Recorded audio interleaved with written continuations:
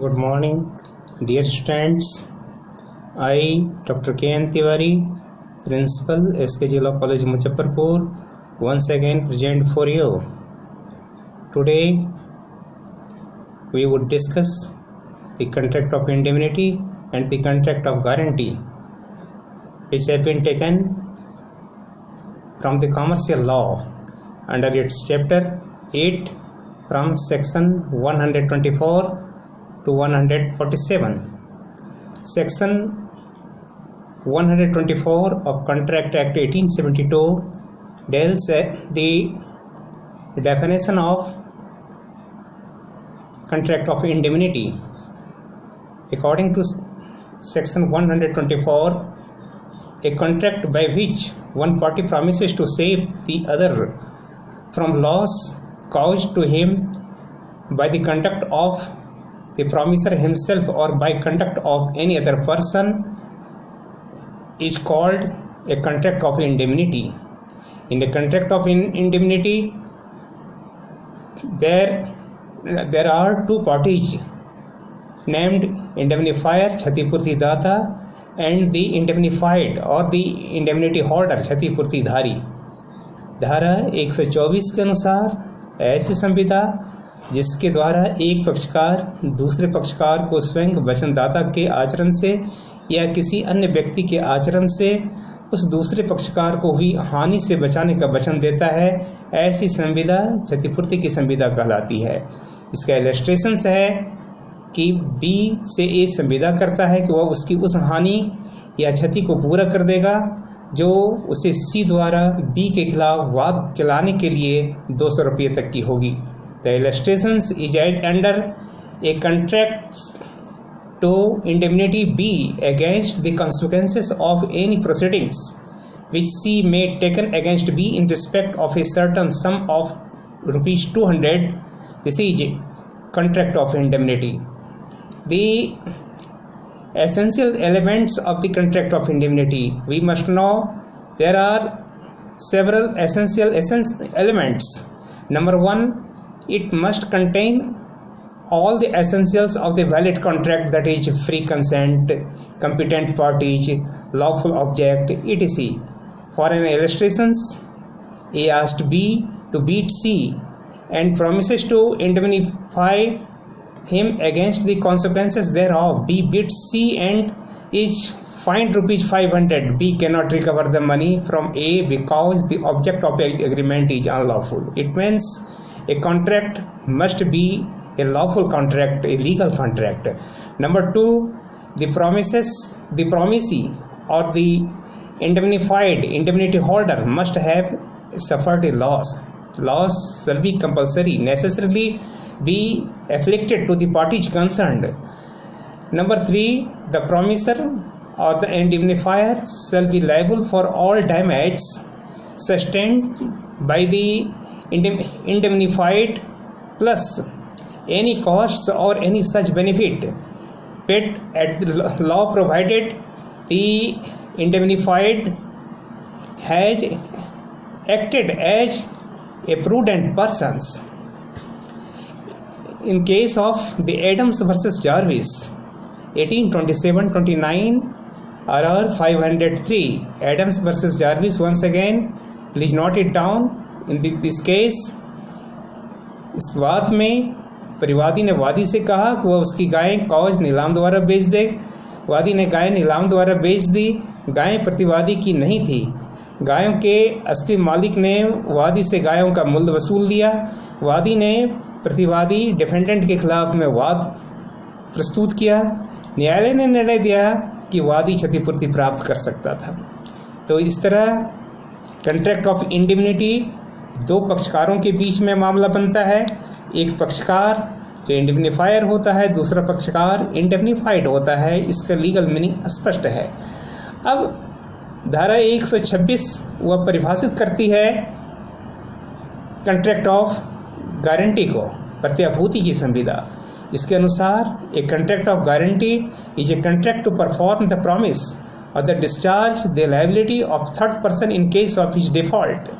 प्रत्याभूति की संविदा किसी पर व्यक्ति द्वारा डिफॉल्ट चूक होने की दशा में उसके वचन का पालन या उसके दायित्व का निर्वहन करने की एक संविदा है। इस तरह प्रत्याभूति की संविदा एक ऐसी संविदा है जिसमें एक पक्षकार किसी अन्य व्यक्ति की चूक की दशा में दूसरे पक्षकार को उसके ऋण चुकाने का वचन प्रॉमिस पालन करने का की लायबिलिटी व दायित्व अपने ऊपर लेता है।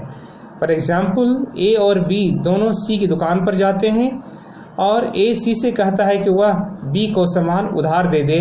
यदि बी उधार का धन नहीं चुकाएगा तो वह स्वयं उस ऋण को चुकाएगा। प्रत्याभूति की संविदा कॉन्ट्रैक्ट ऑफ गारंटी का मुख्य उद्देश्य किसी व्यक्ति को ऋण या उधार माल दिलवाना होता है। इसलिए इसमें से कंसर्निंग 3 पार्टी होते हैं। नंबर 1 प्रतिभू या सिक्योरिटी, जमानतदार उसे कहा जा सकता है। वह व्यक्ति जो गारंटी या जमानत देता है अर्थात वचन पालन का दायित्व अपने ऊपर लेता है, वह सिक्योरिटी कहलाता है। नंबर 2 ऋणदाता या लेनदार, क्रेडिटर्स, लीगल लैंग्वेज में क्रेडिटर्स, वह व्यक्ति जिसे गारंटी दी जाती है। और नंबर 3 मूल ऋणी, प्रिंसिपल डेप्टर, वचन के पालन के विषय में प्रत्याभूति अर्थात गारंटी दी जाती है। प्रत्याभूति की संविदा कॉन्ट्रैक्ट ऑफ गारंटी वह लिखित रूप से भी हो सकती है या मौखिक भी हो सकती है। Dear students, thus we get the contract of guarantee is a tripartite agreement. यह एक त्रिपक्षीय करार है in which every contract of guarantee involves 3 contracts between number 1 the creditor and the principal debtor, number 2 the surety and the creditors, number 3 the surety and the principal debtor. The contract between the surety and the principal debtor is an implied contract. Therefore, the surety can sue the principal debtor after making payment to the creditors. Now, we have to go through the distinctions between the contract of indemnity and the contract of guarantee. These distinctions are based on the number of parties, number of contracts, nature of liabilities, purpose of contract, suit against the third parties, etc. There may be several distinctions, but we are expected to concentrate on the certain distinctions between the two. Number 1, if we just go through that, on the basis of number of parties in the contract of indemnity, there are only 2 parties named number 1 indemnifier and number 2 indemnified or the indemnity holder. While in contract of guarantee, there are 3 parties, namely as under number 1 principal debtor, number 2 creditor and number 3 the surety. On the basis of number of contracts, we get that in case of indemnity there is only one contract between indemnifier and the indemnified, while as we have already previously told, in contract of guarantee there are 3 contracts, one between the principal debtor and the creditor, second between the creditor and the surety, and the third between the surety and the principal debtor. On the basis of nature of liability, the distinctions is as under number 1 the indemnity contract of indemnity, the liability of indemnifier to the indemnified is primary and independent, while in contract of guarantee the liability of the surety is secondary and the dependent, the primary liability being the principal debtor. On the basis of the purpose of contract, the distinction is the contract of indemnity is met for the reimbursement of loss, but in case of the contract of guarantee it provides security to the creditors against the advance to the principal debtor.